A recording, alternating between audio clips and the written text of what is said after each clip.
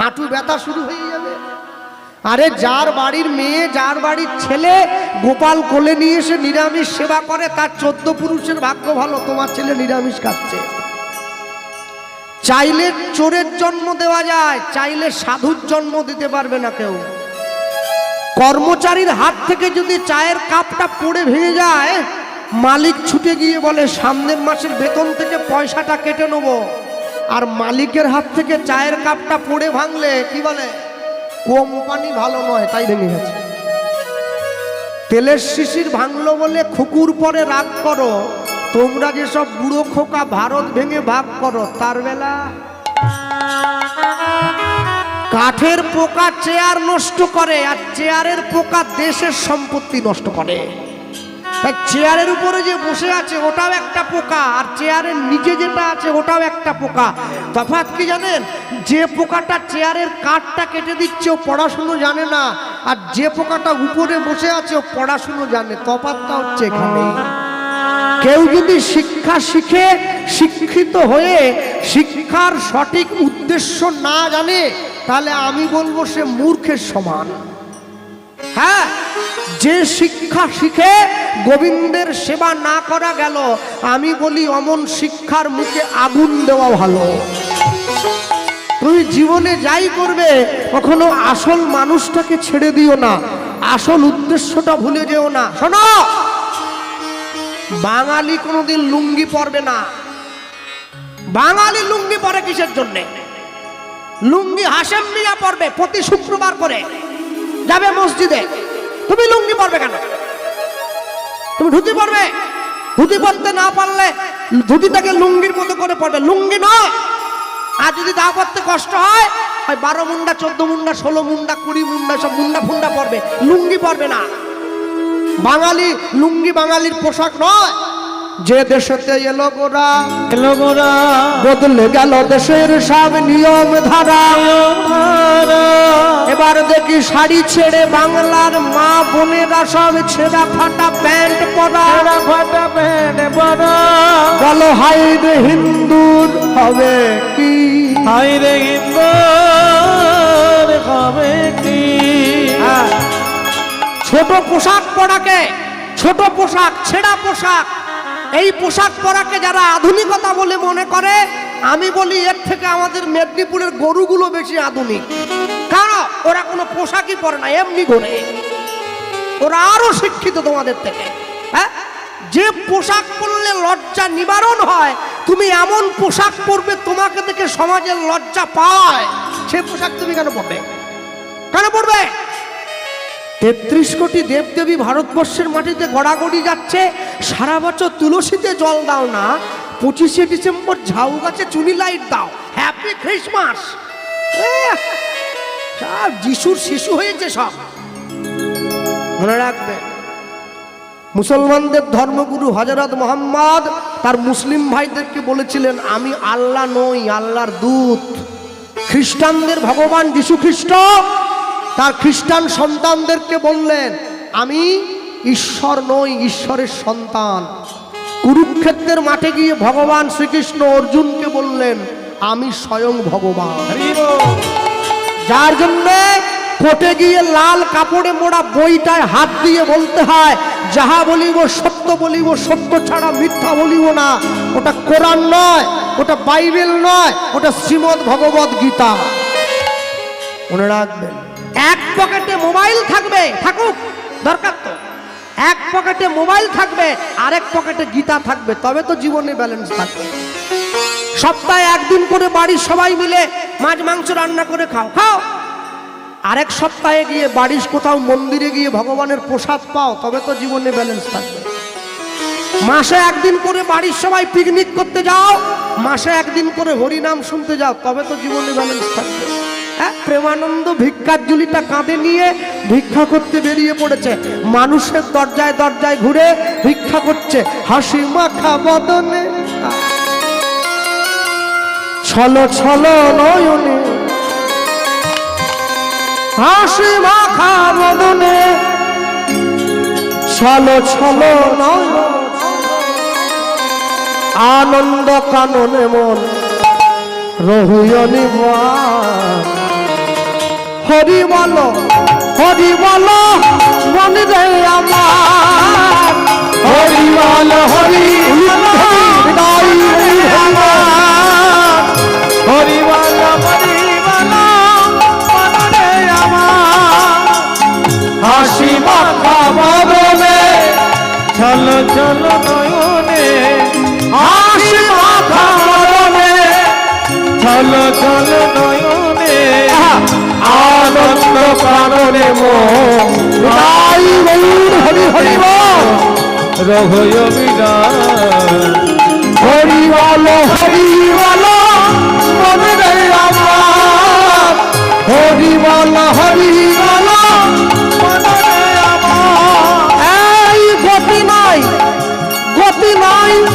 হরি নাম ছাড়া কণ্ঠ ভরিয়া ঘাও হয়ে আত্মহারা এই গতি নাই হরি নাম ছাড়া কণ্ঠ ভরিয়া হয়ে আত্মহারা গতি নাই হরি নাম ছাড়া কণ্ঠ ভরিয়া গাও হয়ে আত্মহারা এই গতি নাই হরি নাম ছাড়া কণ্ঠ ভরিয়া হয়ে আত্মহারা ওই দেখো তোমার বন্ধু তরিতে এই ভব সিন্ধু ওই দেখো তোমার বন্ধু তরিতেছে ভাব তুমি ওই দেখো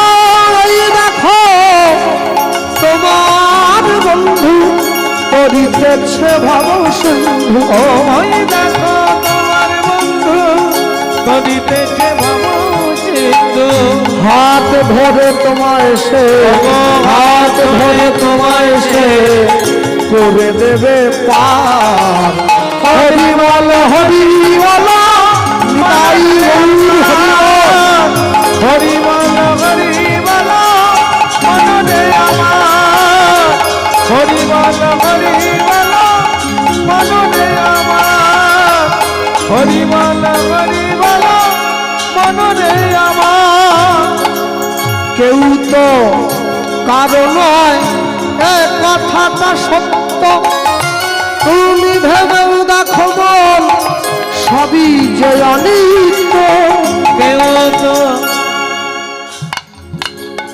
ভারতবর্ষের সংবিধানে ভারতবর্ষের সরকারের আওতায় থাকতে গেলে একটা কার্ড করতে হয় আছে না সবার যে কার্ডটার নাম হচ্ছে আধার কার্ড হ্যাঁ আধার কার্ড না থাকলে আপনি থাকতে পারবেন না দেশে তাহলে একটা সরকারের আওতায় থাকতে গেলে আধার কার্ড করতে হয় গোটা বিশ্ব জগতের মূল আধার যে তার চরণে থাকতে গেলেও একটা কার্ডের দরকার হ্যাঁ সেই কার্ডটা সবার থাকা দরকার কেন আধার কার্ডটা বেঁচে থাকতে কাজে লাগে আর হরিনাম রূপী কার্ডটা মরে যাওয়ার পরে কাজে কেউ তো কারণ নয় এই কথাটা সত্য তুমি ভেবেও দেখো বল সবই যে অনিত্য নিতাই হইব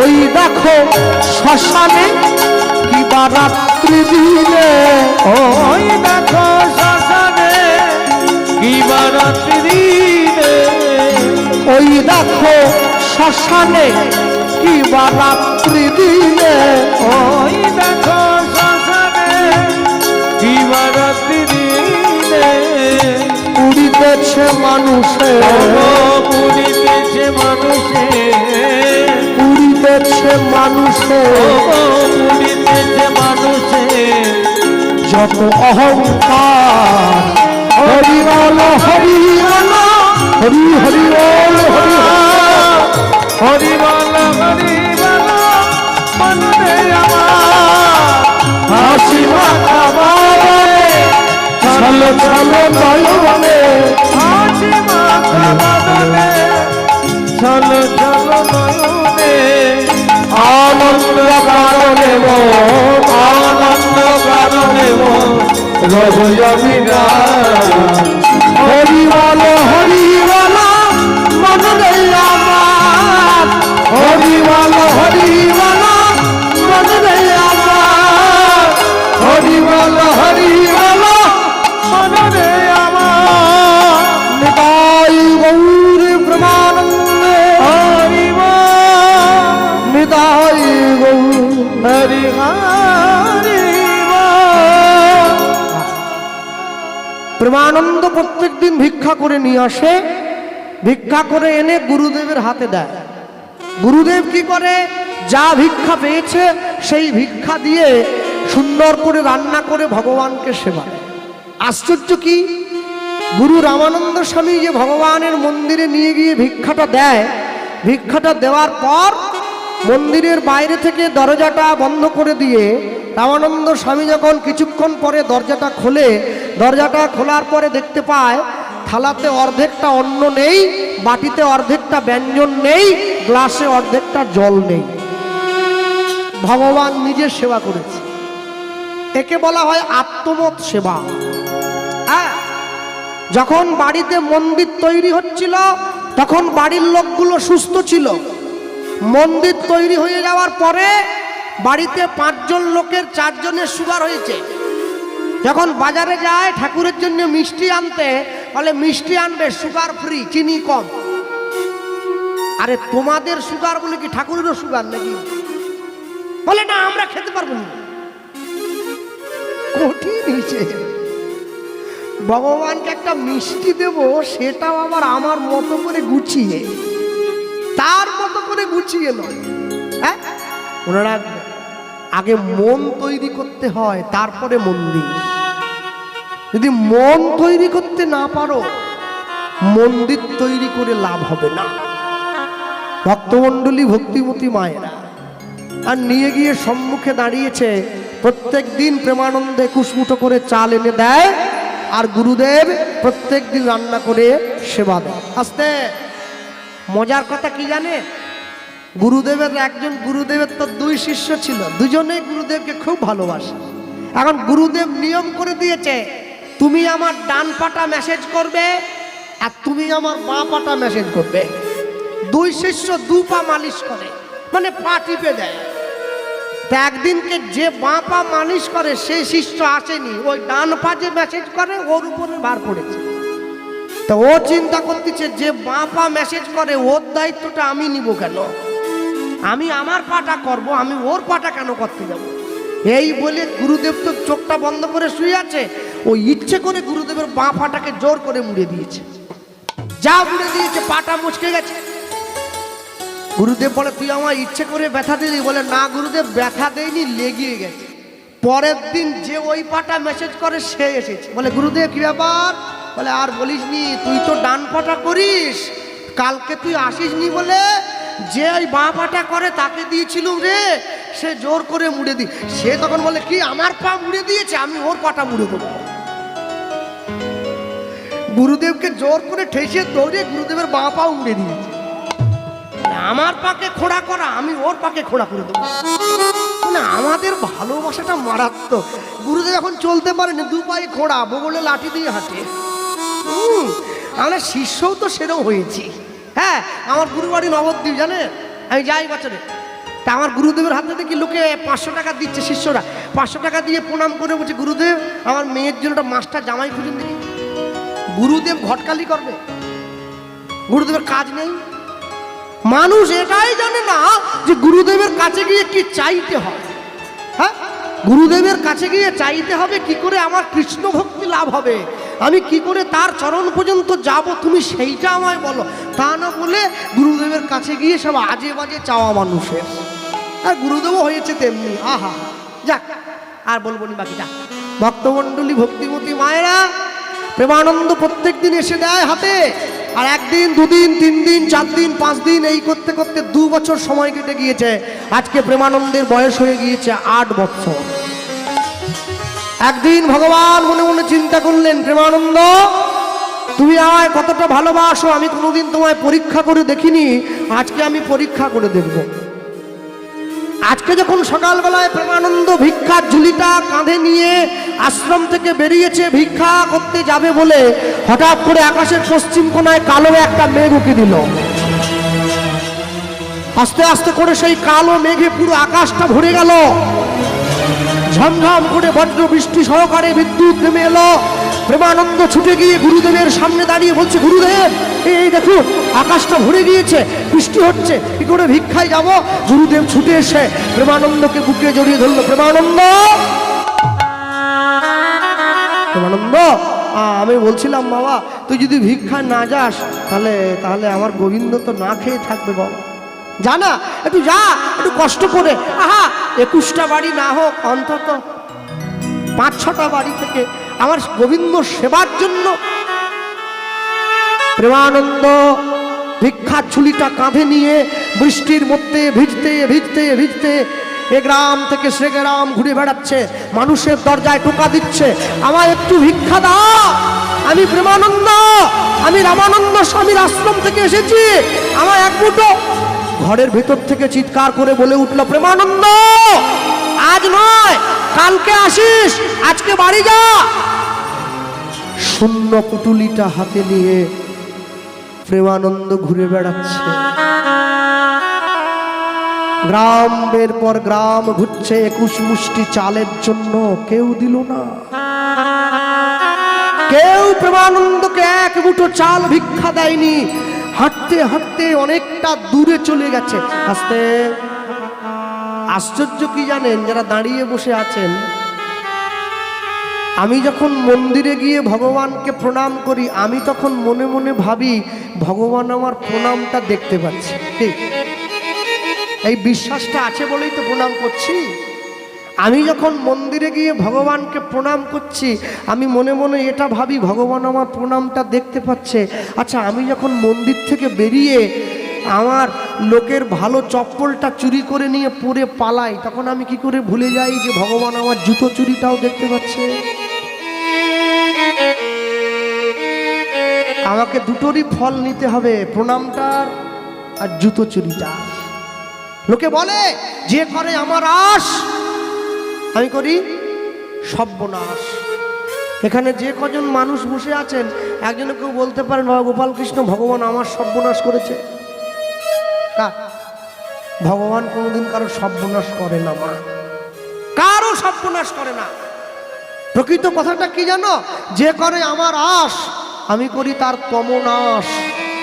তম মানে অন্ধকার, অন্ধকার মানে পাপ, পাপ মানে মায়া। তবু যদি সে না ছাড়ে মোর পাশ, আমি করি তার 6 পুত্রকে বিনাশ। তার কাম, ক্রোধ, লোভ, মোহ, মদ, মাশ্চর্য, তার ষড়রিপুকে বিনাশ করি। তবু যদি সে না ছাড়ে মোর পাশ, আমি তাকে দেই বনবাস, তাকে বৃন্দাবনে বাস করতে পাঠাই। যে তোমার শরণ লয় তার বাঞ্ছা পূর্ণ হয়, কৃপা করে দেহ মোরে বৃন্দাবনবাসী। নম নম তুলসী কৃষ্ণ প্রেয়সী। তারপরে ভগবান বললেন, তবু যদি সে না ছাড়ে মোর পাশ, আমি তখন হব তার চরণের দাসের অনুদাস। ভগবানকে ভালোবাসা কি এত সোজা? হ্যাঁ, মুখে বলা যায়, ভাবছ বসে চলবে কিসে, তুমি ভাববার কে? তোমার ভাবনা যিনি ভাবছেন তুমি ভাবো তাকে। এটা মুখে বলা সোজা, নিজের জীবনের সবটুকু তার উপরে দিয়ে দেওয়া এত চারটিখানি কথা নয়। নিজের জীবনের সবটুকু যে গোবিন্দ চরণে দিয়ে দিতে পারবে না, সে মীরাবাইয়ের মতো হয়ে যাবে, সে বিষ খেলেও তার কাছে অমৃত হয়ে যাবে। নিজের জীবনের সবটুকু যে ভগবানকে দিয়ে দিতে পারে, আমরা দিতে পারি নাই। কিছুটা পর্যন্ত নিজের কাছে রেখে দিয়েছি, আর যেদিনকে সবটুকু দিতে পারবো, আস্তে। এমনও মানুষ আছে যে রাস্তা দিয়ে হেঁটে গেলে মানুষ তাকে ফুল ছড়িয়ে নিয়ে যায়, আর এমনও মানুষ আছে যে রাস্তা দিয়ে চলে গেলে মানুষ তাকে চোর বলে চিৎকার করে। দুটোই তো মানুষ। আপনাকে সিদ্ধান্ত নিতে হবে আপনি কোন দিকে যেতে চাইছেন। কেন? ওটা আপনার উপরে। হ্যাঁ, মন তুলসী ভক্তি চন্দন, যেজন তারে দিতে পারে শিলার পৃষ্ঠে কাষ্ঠ চন্দন, ঘষতে হবে না বারে বারে। দিতে জানতে হবে, তোমার দিতে জানতে হয়। যারা বসে আছেন মায়েরা, বলুন তো নিজের বক্ষে হাত দিয়ে, আপনারা বাড়ির যারা কাছাকাছি বাড়ি, যাদের বাড়ির এত কাছে মন্দিরটা, হ্যাঁ রাধা গোবিন্দ মন্দির, 365 দিনের কতদিন প্রত্যেকে সন্ধ্যেবেলায় করে মন্দিরে আসেন ভগবানকে দর্শন করতে। স্বার্থ ছাড়া, সুযোগ ছাড়া, নিজের দরকার ছাড়া এ পথে আমরা পাই বাড়াই না। ভগবান একা বসে থাকে মুখ শুকনো করে মন্দিরের মধ্যে, কখন আমার ভক্তরা আসবে আমি একটু দেখব। আহা, বাবার যদি 5 ছেলে থাকে, 5 ছেলে যদি একসঙ্গে থাকে, আলাদা না হয়, বাবার মনে যেমন শান্তি থাকে, আমরা ভগবানের সন্তান, আমরা যদি আলাদা না হয়ে একসঙ্গে তার অপেক্ষায় থাকি, জগৎ পিতা তো সে, তার মনেও একটা আলাদা সুখ থাকে যে আমার সন্তানরা আলাদা হয় নাই। কেন আলাদা হবে? কেন হিংসে হবে? কেন মারামারি হবে? ভাবো, একটা মুসলমান বাড়ির ছেলেকে একটা চড় দিয়ে দিলে গোটা মুসলমান পাড়া চলে আসে, আমাদের ছেলেকে মারলে কেন? আর একটা হিন্দু বাড়ির লোক রাস্তায় পা ভেঙে পড়ে থাকলে বাকিরা পাশ দিয়ে চলে যায়, মোবাইলের ছবি তোলে, ফেসবুকে দাও, ওকে বাঁচাবার জন্য কেউ ছুটে যায় না। মা যখন মরে যায়, 4 ভাই মিলে মিটিং করে, আমাদের মা যা যা খেতে ভালোবাসতো গোটা উস্তি থানার লোক ডেকে সেই খাবারগুলো খাওয়াবো। আর মা যখন বেঁচে ছিল, 4 ভাই মিলে মাকে ভাগ করেছে, জানুয়ারিটা তোর কাছে, ফেব্রুয়ারিটা তোর কাছে। এক ভাই ছুটে গিয়ে, ছোট ভাই বলছে যে মাসটা 29 দিনে হবে সেই মাসটা মা কথা খাবে, মানে একদিন কম হচ্ছে, 30 দিনে মাস হয়। বড় ভাই একটু আগে জন্মেছে, বেশি চালাক, ও বলছে তাহলে যে মাসটা 31 দিনে হবে সেটা মা কোথা খাবে, ওটা একদিন বেশি আছে। মেজ ভাই বলছে দেখ আমি তো বড় চাকরি করি, আমি সমস্যা মিটিয়ে দিচ্ছি। কি বলে, মা 31 দিনে যে ভাইয়ের কাছে খাবে 29 দিনে সে ভাইয়ের কাছে খাবে। কেন? ওখানে একদিন কম হচ্ছে, এখানে একদিন বেশি। বলুন তো, মা যখন সন্তানকে স্তনদুগ্ধ পান করেছিল, মা কি হিসাব করেছিল কোন মাসটা 31 দিনে, কোন মাসটা 29 দিনে? হ্যাঁ, আমাদের জীবনে শিক্ষা আছে, আমাদের জীবনে অর্থ আছে, আমাদের জীবনে সম্পদ আছে, আমাদের জীবন থেকে সংস্কারটা হারিয়ে গেছে। যেদিন আপনার সন্তান জীবনে প্রথমবার ছোট পোশাক পরে রাস্তায় বেরিয়েছিল আপনার হাত ধরে, আপনি যদি সেদিনকে বাবা হয়ে ওকে একটা চড় দিয়ে বাড়িতে গিয়ে ওই পোশাকটা খুলিয়ে অন্য বড় পোশাক পরিয়ে আনতেন, তাহলে আপনার মেয়ে বড় হয়ে ছোট পোশাক পরার সাহস পেত না। মুসলমানদের সব ঢাকা, চোখটা খোলা, কি সব ঢাকা, চোখটা খোলা। হিন্দুদের